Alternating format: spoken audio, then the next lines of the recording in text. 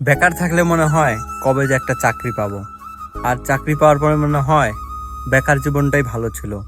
কারণ চাকরি পাওয়ার পর নিজের স্বাধীনতাটা হারিয়ে যায়, নিজের স্বাধীনতাটা থাকে না, অন্য কারোর মধ্যে চলতে হয়, অন্য কারোর মধ্যে সব কিছুই করতে হয়, জীবনের সব কিছু চেঞ্জ হয়ে যায়। তো তখন মনে হয় বেকার জীবনটাই ভালো ছিল।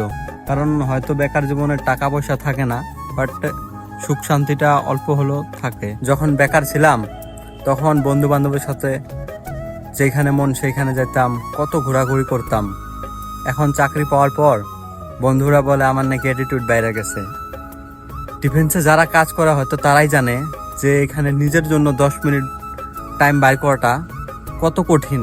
নিজের জন্য 10টা মিনিট বের করে ফ্যামিলির সঙ্গে কথা বলা বা ফ্যামিলিকে টাইম দেওয়া, এটা যে কত কঠিন, যারা ডিফেন্সে কাজ করে, যারা ডিফেন্সে আছে তারাই হয়তো জানে ভালো করে।